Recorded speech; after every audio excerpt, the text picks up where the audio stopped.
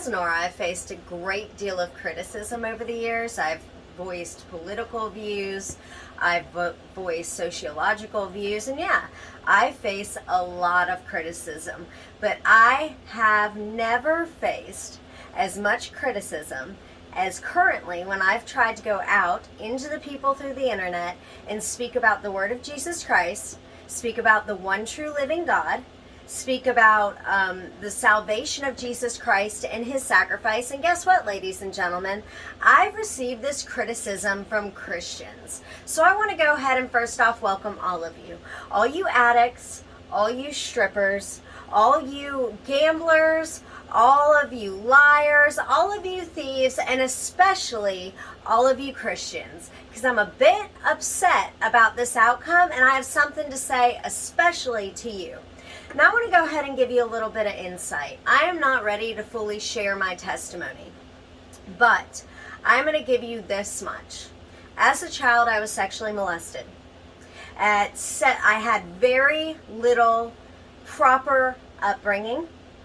I had no correct guidance.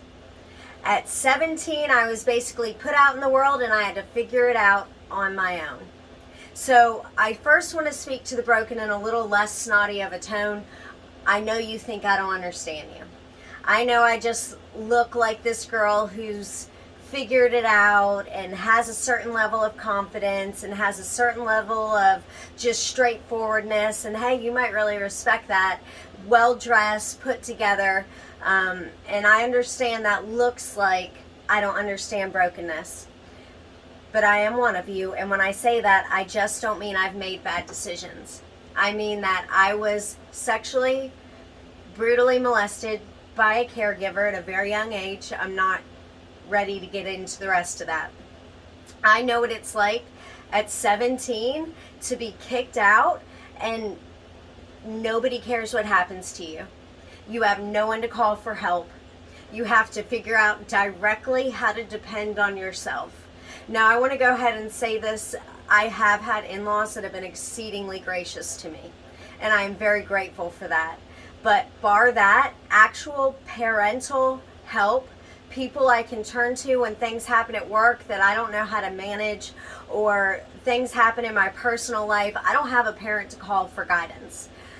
This influenced my entire life, because when you're kicked out at 17, you don't know the appropriate decision to make. And it's only through trial and extreme error that you learn lesson after lesson on your own. You have to become your own compass.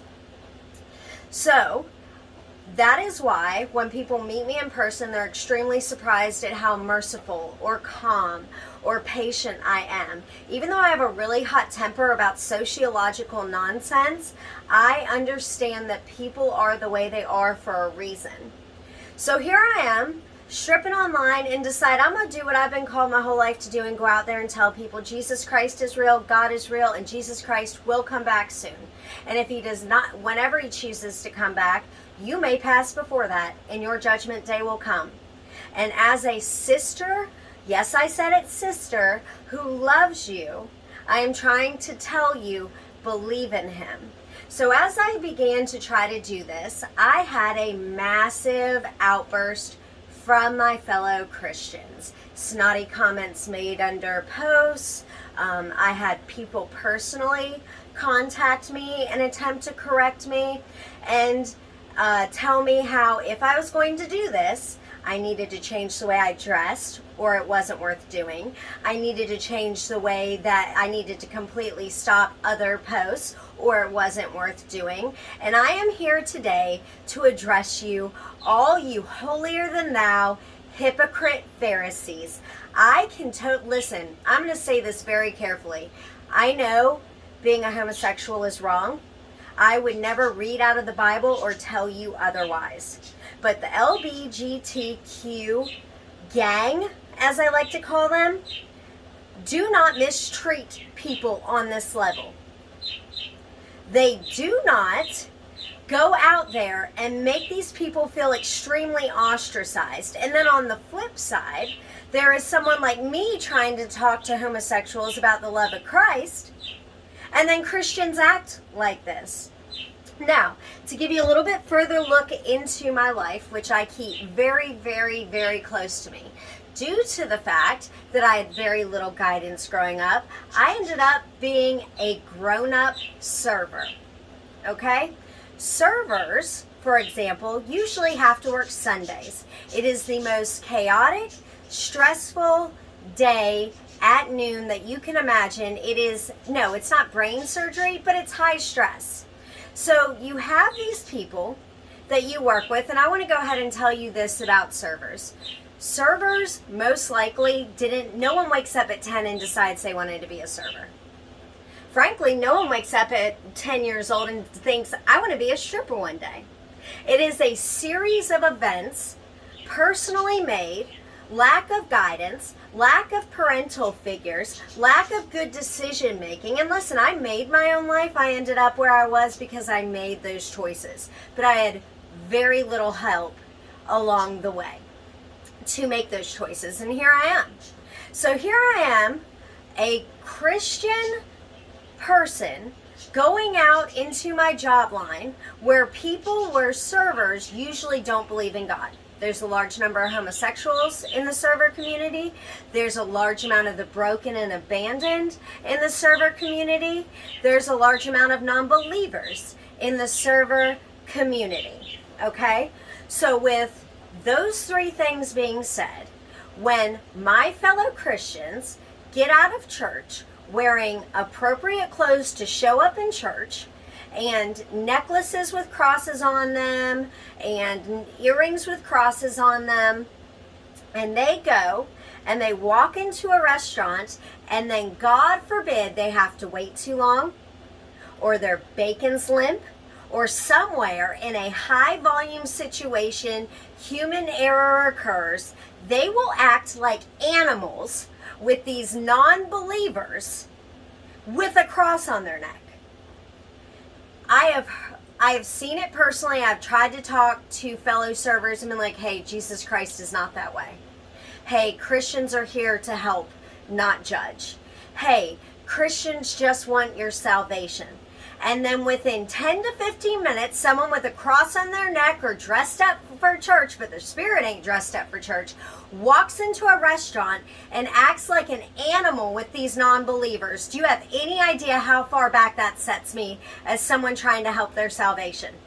All you did was prove them right about what hypocrites Christians are, or how mean Christians can be. And you know what? I still stood by Christians because we're just fallen people. And please understand, when I am speaking to y'all, I'm speaking to the 10 or 20 or 30%. A lot of y'all do somewhat have it together, thank God.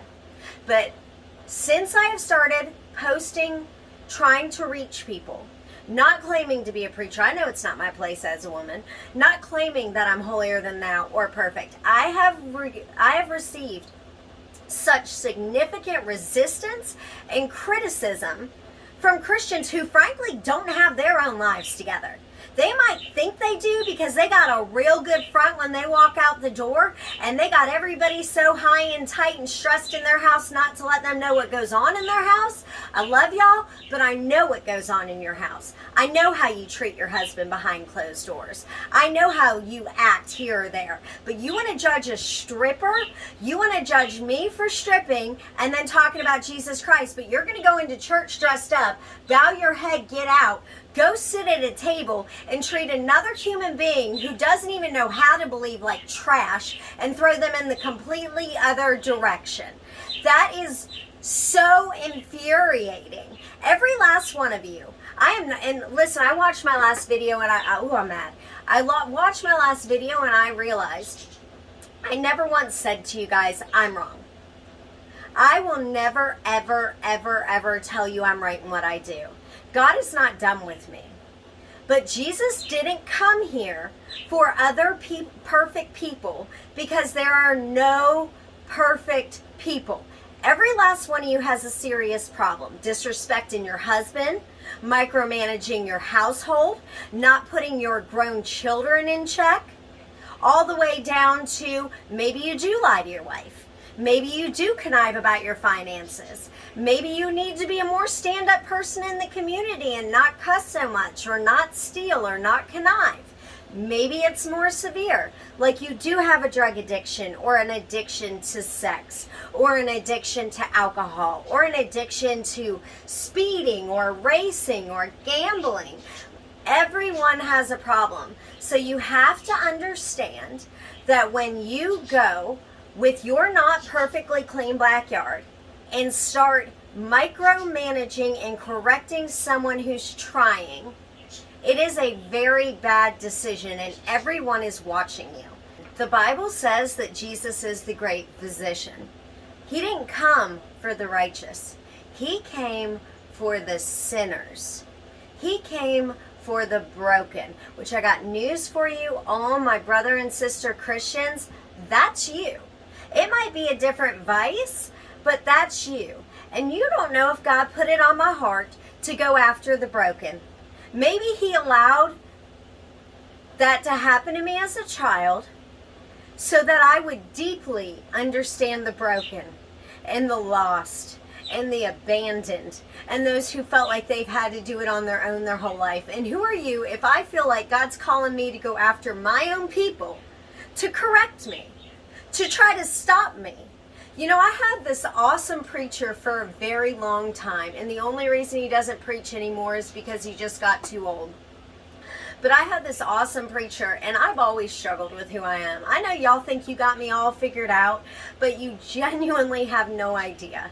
And I would tell him how my spirit felt conflicted about a great many things about myself. And I have been a Christian for a while. And he looked at me and he said, you know, this is what you're not realizing. There are people out there that will listen to you that would never hear anything or coming out of my mouth or give me a chance. There are people out there willing to listen to you that aren't willing to listen to me. And did you ever think that everything happened to you and you are exactly the way you are so you can go get those people? I know I'm not where I'm supposed to be, but I am not going to stop doing this because there's a great many of me's out there. There's a great many sexually molested children that are afraid to go out there and really say what happened to them because it's embarrassing. And because you don't want to look broken. And because you don't want to betray that caregiver because they were your caregiver. There's a great many people who were hurt by people that raised them, and they manage that hurt through drugs and alcohol or stripping.